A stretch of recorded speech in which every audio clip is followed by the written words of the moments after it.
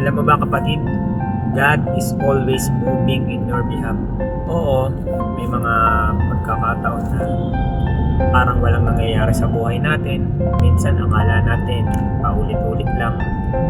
May mga pagkakataon na hindi umaayon sa atin, may mga bagay-bagay. Pero manampalataya tayo na God is always moving in your behalf. Minsan kahit wala kang gawin, siyang kumikilos para sa iyo. Minsan yung mga opportunity, pabor, kapayapaan ng isip.